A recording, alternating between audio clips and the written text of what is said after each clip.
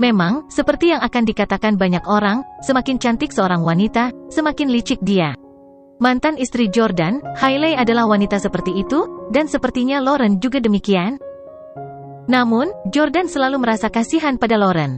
Dia bahkan tidur dengannya karena simpati padanya dan rasa bersalah karena dia telah merampas kehidupan normalnya. Namun, sekarang dia mengetahui hari ini bahwa Lauren telah tidur dengan pria lain dalam beberapa tahun terakhir. Dia telah hidup bebas dengan sukacita. Jordan mengepalkan tinjunya. Dia masih mencintai Victoria dan tidak ingin terlalu dekat dengan Lauren. Tidak mudah bagi Jordan untuk lengah, namun, inilah yang dia dapatkan. Saat dia mengisap rokok di kamar Jessie, Jordan mencoba menenangkan suasana hatinya. Segera setelah itu, dia naik lift ke bawah bersama Jessie ke restoran untuk sarapan prasmanan. Saat ini, Lauren dan Yumi sedang duduk berhadap-hadapan, saling tersenyum sambil makan dengan pisau dan garpu di kedua tangan. Keduanya memiliki aura dewi bangsawan, terutama Lauren yang lebih awet muda. Lauren mengikat rambutnya ke belakang dan wajah mungilnya bulat. Dia terlihat sempurna dari setiap sudut. Ada seorang wanita yang memiliki gaya rambut yang sama dengan Lauren, duduk di meja di samping mereka. Namun, wajahnya besar dan persegi. Semakin banyak yang dibandingkan, semakin cantik Lauren.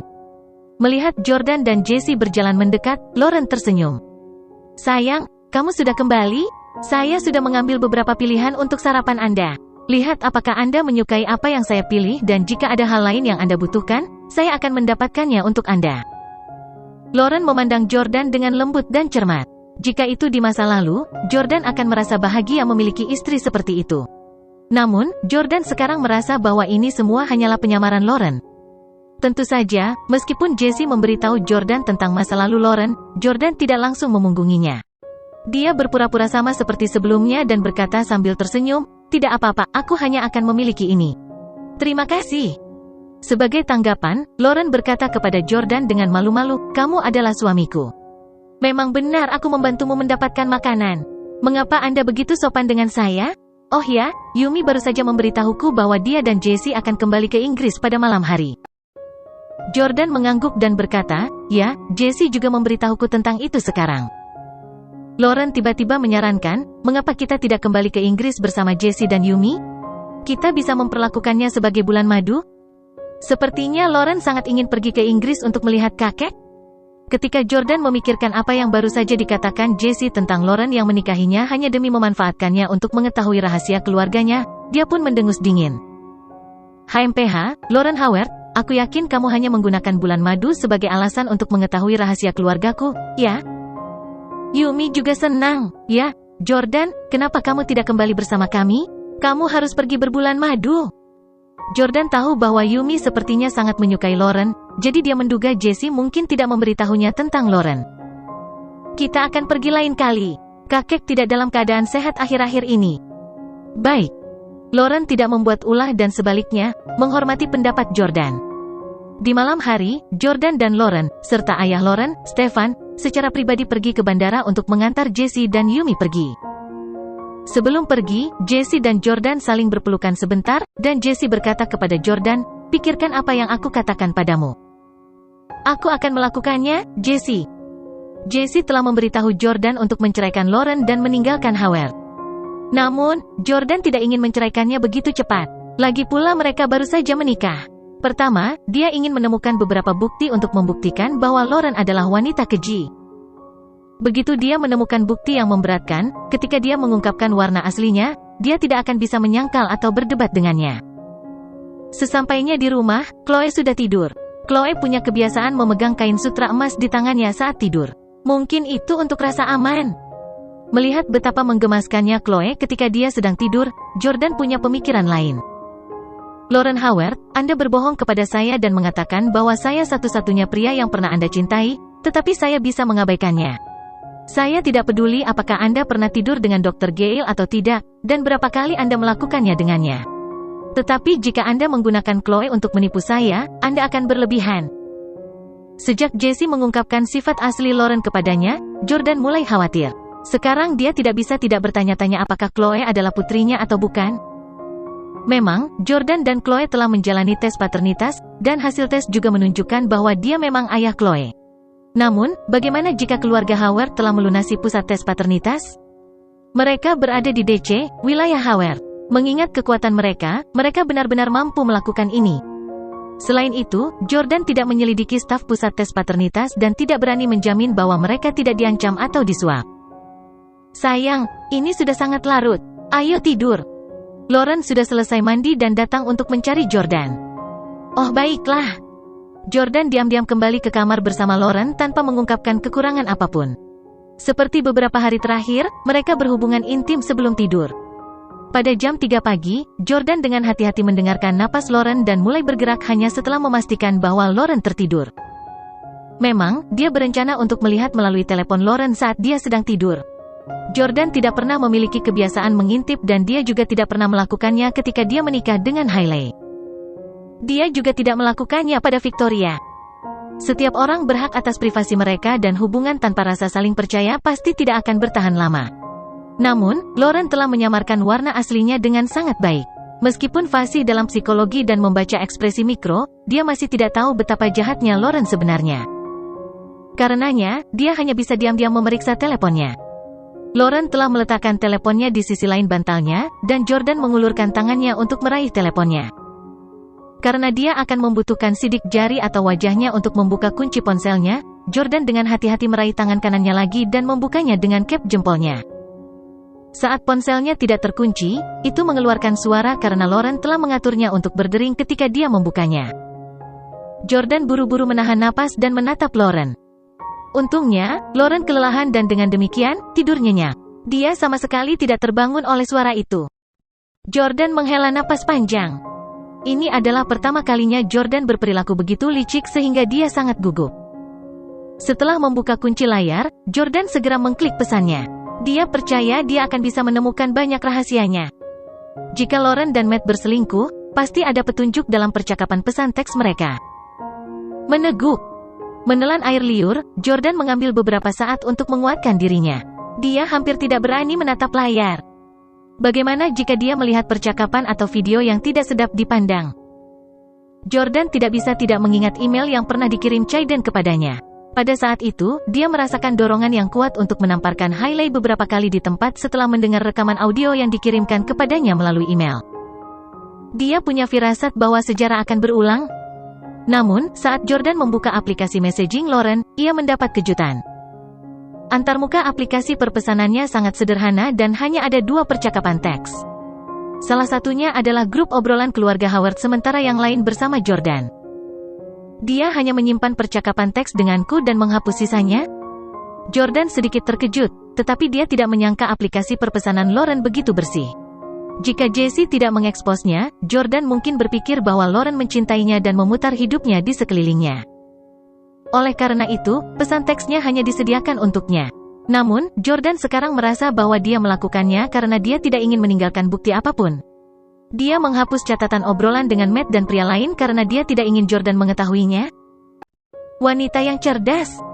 Tanpa membuang waktu, Jordan pun mengecek akun Instagramnya. Dia jarang memposting apapun di Instagram dan biasanya hanya membagikan foto pemandangan atau musik. Matt sering menyukai postingannya dan meninggalkan komentar di postingannya, tetapi ada banyak orang yang meninggalkan komentar di postingan Instagramnya. Selain itu, orang jarang menggoda di Instagram. Jika seorang teman biasa melihatnya, itu akan sangat memalukan. Namun, pesan teks bukan satu-satunya sumber rahasia. Terkadang, memo di aplikasi catatan mungkin lebih menakutkan daripada catatan obrolan. Secara khusus, wanita dengan pikiran yang teliti cenderung menuliskan pemikiran mereka di aplikasi catatan ponsel mereka. Jordan mau tidak mau membuka catatan yang disimpan di ponsel Lauren. Memang, catatan itu penuh dengan kata-kata. Tentu saja, wanita memiliki terlalu banyak hal untuk ditulis, seperti gaya pakaian, kosmetik, sepatu, tas, dan sebagainya. Ketika Jordan mengklik satu, dia menemukan bahwa itu adalah catatan tentang dia. Saat dia membaca isi catatan itu, Jordan terkejut. Ulang tahunku, makanan favoritku, lagu yang suka ku dengar, film favoritku, dan tanggal pernikahan dan perceraianku dengan Hailey, dan bahkan ulang tahun Victoria. Jordan terkejut. Mengapa Lauren menuliskan ini? Dia telah mencatat semua informasi tentang Jordan, serta minat dan hobinya, dalam catatan teleponnya. Berbicara secara logis, ini harus menjadi tindakan cinta yang dimiliki seorang istri untuk suaminya. Dengan mencatat ulang tahun dan preferensi Jordan, Lauren akan dapat menyiapkan kejutan untuk Jordan. Adapun kencan yang melibatkan Hailey dan Victoria, Lauren bisa mencatatnya karena dia takut Jordan akan bersemangat selama kencan itu. Pada hari-hari itu, Lauren akan berhati-hati untuk tidak membiarkan Jordan mengingat masa lalunya yang tidak bahagia. Jika itu masalahnya, Lauren benar-benar terlalu bijaksana dan teliti. Jordan bingung. Tidak peduli bagaimana dia melihatnya, Lauren tampak seperti istri yang baik, dan tidak seperti wanita keji yang akan berbohong dan menipu orang lain. Karena dia tidak menemukan apapun dari teleponnya, dia mengembalikannya ke posisi semula dan pergi tidur. Setelah sarapan, Lauren bertanya, "Sayang, kemana kita harus pergi hari ini untuk bersenang-senang?" Mereka berdua seharusnya berbulan madu sekarang, tetapi karena aset Jordan dibekukan, dia tidak punya uang untuk membawa Lauren ke tempat-tempat wisata populer. Tentu saja, sekarang bukan masalah uang, tapi Jordan tidak ingin pergi jalan-jalan dengan Lauren. "Aku harus mengatur agar beberapa bawahan Pablo meninggalkan DC hari ini, jadi aku tidak bisa menemanimu. Lakukan saja hal-hal Anda sendiri. Kita tidak harus saling menempel 24 jam sehari, kan?" kata Yordania. Mengatur agar anak buah Pablo pergi hanyalah sebuah alasan. Motif sebenarnya Jordan adalah untuk berpisah dari Lauren. Baru kemudian Lauren akan menjalankan bisnisnya sendiri dan bertemu dengan orang-orang yang terkait dengannya.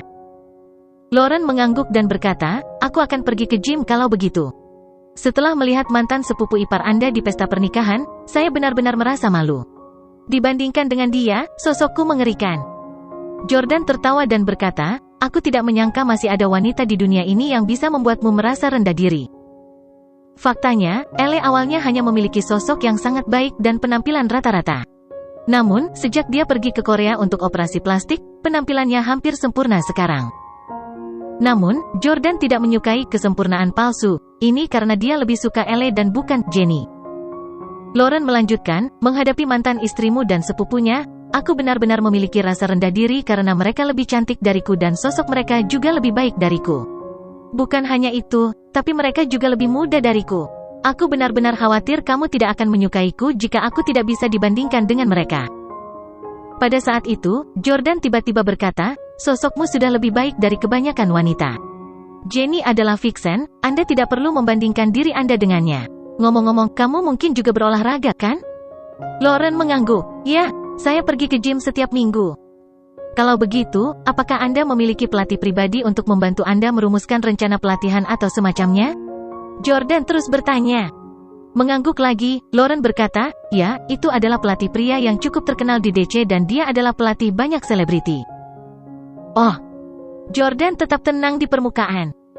Bahkan, dia berpikir untuk dirinya sendiri. Jesse mengatakan bahwa Lauren memiliki lebih dari satu pria selain Matt. Apakah dia juga menjalin hubungan dengan pelatihnya? Setelah memikirkannya, Jordan bangkit. "Pokoknya aku harus pergi. Nikmati latihanmu." "Oke, selamat tinggal sayang." Setelah meninggalkan rumah, Jordan melihat Salvatore dan Tim. Begitu dia masuk ke mobil, Jordan menginstruksikan Salvatore, "Salvatore, atur seseorang untuk mengikuti istri saya, lebih disukai seorang wanita. Katakan padanya untuk mengikutinya ke gym." Salvatore sedikit bingung. "Dan, Yordania, kamu?" Victoria dibawa pergi oleh Jamie yang mungkin bersekongkol dengan Howard. Semua ini mungkin rencana melawanku yang telah dirancang Jamie bersama keluarga Howard. Selain itu, kunci untuk mengetahui skema ini terletak pada Lauren. Jika tidak ada yang salah dengannya, Jesse terlalu banyak berpikir. Salvatore bingung tetapi dia tetap mengirim seseorang untuk membuntuti Lauren. Segera, Jordan menerima sebuah video. Itu adalah video Lauren berolahraga di gym. Lauren mengenakan pakaian ketat yang mengungkapkan sosoknya yang luar biasa. Ditambah dengan wajahnya yang cantik, dia pasti akan menarik siapapun yang melihatnya. Dalam video itu, dia berbaring di bola kebugaran besar dan melakukan beberapa sit-up. Ada seorang pria tinggi dan bugar di sampingnya yang dia anggap sebagai pelatih pribadinya. "Dan, Jordan, istrimu sangat cantik, lebih baik kamu menyuruhnya berolahraga di rumah. Jika dia pergi ke gym, itu akan menjadi keuntungan bagi binatang buas itu," kata Salvatore. Lihat, pelatih itu hampir meneteskan air liur. Jordan juga sedikit cemburu. Setelah Lauren selesai berolahraga, minta pelatih itu keluar. Ya. Tepat setelah Lauren meninggalkan gym pada jam 5 sore, Salvatore mengirim seorang pria dengan tinggi sekitar 1,7 meter, yang berhasil dengan mudah menaklukkan pria kekar 1,85 meter itu dan menyeretnya keluar. Salvatore akan menginterogasinya selanjutnya. Pelatih pribadi Lauren dibawa ke tempat parkir bawah tanah dari gym kelas atas di gedung. Pelatih pribadi yang tinggi dan mengesankan itu mulai berteriak tanpa henti setelah ditangkap oleh seorang pria yang lebih pendek darinya. "Budi, lenganku akan patah. Lepaskan saya. Aku tidak akan lari, oke? Bisakah kamu mengerti bahasa Inggris? Atau apakah Anda hanya berbicara bahasa Thailand?" Petik 2. Pria itu mengabaikannya dan membawanya langsung ke Salvatore. Kali ini, interogasi dilakukan oleh Salvatore, dan Jordan bersembunyi di dalam salah satu mobil di tempat parkir untuk menonton dari jauh. Dia tidak bisa membiarkan Lauren atau keluarga Howard tahu bahwa dia sedang menyelidiki Lauren. Pelatih pribadi memandang Salvatore dan berkata dengan ekspresi bingung, "Tuan, saya tidak mengenal Anda, apakah ada kesalahpahaman?" "Bang!" Salvatore meninjunya dan membentak, "Salah paham? Sebagai pelatih gym, Anda benar-benar berhubungan dengan anggota gym yang cantik dan Anda mengatakan itu salah paham?" Pelatih gym itu langsung terlihat bingung. Anggota gym wanita mana yang menjadi istri Anda? Anda pasti salah paham." Salvatore meledak, "Sialan, kesalahpahaman, pantatku. Aku sudah memperhatikanmu, Pang. Waktu yang Anda habiskan untuk membantu anggota wanita melakukan peregangan adalah 3 kali lipat dari waktu yang Anda habiskan untuk anggota pria. Jika kamu tidak mesum, kamu apa? Matamu hampir akan jatuh dari rongga matamu." Pelatih pribadi mengingat sejenak sebelum berkata, "Baru saja, Anda tidak bermaksud Nona Howard, bukan?" "Ya Tuhan, sobat, Anda telah menganiaya saya. Nona Howard adalah pewaris Howard. Aku tidak akan berani berhubungan dengannya bahkan jika aku berani." Pada hari pertama Nona Howard datang ke sini, kakaknya datang untuk menegaskan dominasi di depan saya dengan bawahannya. Siapa yang berani mengganggunya? Selain itu, Nona Howard memiliki penilaian yang bagus dan dia bukan wanita nakal yang suka main-main. Dia bahkan tidak menyukaiku. Salvatore meninju pelatih pribadi dan berkata, "Kamu masih berpura-pura. Beri aku laporan jujur tentang apa yang terjadi dengan Nona Howard, dan aku bisa menyelamatkan hidupmu. Kalau tidak, kamu tidak akan bisa keluar dari tempat parkir ini hari ini." Pelatih pribadi hampir menangis. "Bos, aku benar-benar tidak. Nona Howard dan saya tidak membicarakan hal lain kecuali masalah kebugaran. Aku bahkan tidak punya nomornya. Selain itu, kami adalah gym paling mewah di DC, dan pelatihnya juga yang paling berkualitas. Mereka tidak seperti pelatih kotor di sekitar kota. Aku bersumpah aku tidak pernah berhubungan dengan anggota gym kami." Pelatih pribadi itu mati-matian untuk tidak mengakuinya, membuat Salvatore sedikit kesal. Ketika telepon Salvatore berdering, dia melihat bahwa itu adalah Jordan. "Biarkan dia pergi." Salvatore meraih pelatih pribadi dan menegur dengan marah, "Pang, aku akan melepaskanmu hari ini. Saat Anda melatih anggota wanita lain di masa depan, berhentilah melongo.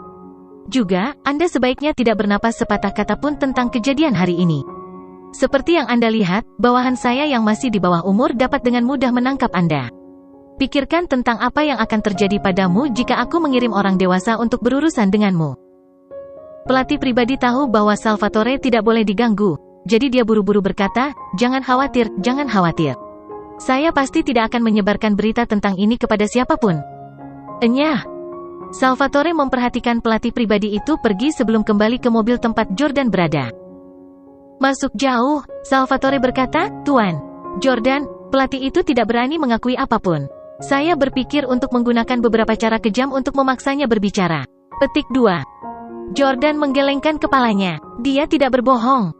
Selama interogasi, Jordan sangat memperhatikan ekspresi dan nada suara pelatih pribadi ketika dia berbicara. Dia yakin pria itu mengatakan yang sebenarnya. Berdasarkan pemahaman Jordan tentang Lauren, dia merasa bahwa dengan status dan penilaiannya, dia tidak akan jatuh cinta pada pelatih olahraga. Karena Jordan mengatakan bahwa Lauren memiliki hubungan dengan Matt, akan lebih baik untuk fokus pada Matt. Dengan mengingat hal itu, Jordan memerintahkan, "Salvatore, tim, awasi Matt Gale dan cari tahu di mana dia tinggal, apakah dia punya pacar atau tidak, dan apa yang dikatakan orang-orang di sekitarnya tentang dia." "Mengerti." Setelah memberi mereka instruksi itu, Jordan menelepon Lauren lagi. "Halo sayang. Kamu di mana, sayang? Apa kau masih di gym?"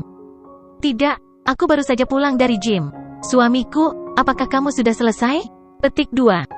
"Ya, saya baru saja menyelesaikan bisnis saya dan saya ingin bertanya apakah Anda ingin makan di luar malam ini." "Ya tentu saja, kami sudah lama tidak makan di luar. Hubi, saya ingin memiliki makanan Cina." "Hehe. Oke, aku akan memesan tempat di Yang's Chinese Food kalau begitu. Ngomong-ngomong, aku tidak akan mengajak Chloe malam ini, aku ingin mengundang seseorang. Siapa? Dr. Matt Gale. Mendengar bahwa Jordan ingin mengajak Matt ikut, Lauren merasa sedikit terkejut. Hubie, kenapa? Kenapa kamu tiba-tiba ingin mengundangnya makan malam? Oh, saya perhatikan dia tidak menghadiri pernikahan kami, kata Jordan. Ya, kami memiliki beberapa konflik karena dia dipaksa oleh Chris Heng sebelumnya. Jordan berkata, saya tidak menyalahkannya atas apa yang terjadi sebelumnya. Lagi pula, Chris memerasnya dengan orang tuanya, dan dia tidak punya pilihan. Lauren tampak mempertimbangkan kembali. Sayang, jika kamu mengatakannya seperti itu, kurasa itu sepenuhnya berkat Dr. Gale bahwa kita bisa berkumpul hari ini. Bayangkan jika dia tidak melakukan manipulasi kesadaran saat itu, itulah sebabnya kamu mencintaiku dalam fantasi selama 3 tahun. Apakah kita akan bersama sekarang? Lantunkan Jordan. Sebagai tanggapan, Lauren berkata, ya, saya juga berpikir bahwa Dr. Gale adalah orang yang sangat penting bagi kami. Kalau begitu, aku akan meneleponnya dan mengajaknya kencan, aku yakin dia akan sangat senang jika dia tahu kamu telah memaafkannya. Baiklah, aku akan meminta Salvatore mengantarmu untuk menjemputmu. Jangan mengemudi, mari kita minum bersama nanti. Sampai jumpa di Yang's Chinese Food. Oke, selamat tinggal Hubie, mencintaimu. Mua. Lauren mencium Jordan melalui telepon. Berbunyi. Jordan menutup telepon. Mengingat apa yang baru saja dikatakan Lauren, dia hanya bisa mencibir. Lauren Howard, percayalah bahwa Anda masih berani mengatakan bahwa Matt adalah orang yang sangat penting bagi kami berdua. Tentu saja dia penting. Sebelum aku muncul, selalu dia yang tinggal di sisimu. Dia selalu menjadi orang yang mengisi hatimu yang kosong dan kesepian. Jordan diam-diam bersumpah bahwa dia harus menemukan bukti antara Lauren dan Matt malam ini. Lebih dari setengah jam kemudian, Jordan dan Lauren tiba di depan Matt. Ternyata ketika mengetahui bahwa Jordan telah mengundangnya untuk makan malam, dia panik dan pergi untuk mendapatkan tumpangan, yang menjadi alasan dia datang terlambat. Still, Nona Howard, selamat atas pernikahan Anda. Maaf saya tidak ada di hari pernikahan, ini adalah sedikit tanda penghargaan saya. Saya harap Anda akan menerimanya. Petik 2. Matt menyerahkan kotak hadiah yang sangat indah kepada Jordan. Jordan tersenyum dan berkata, Dr. Gale, kamu terlalu sopan. Silakan duduk dan pesan makanan. Petik 2. Tentu.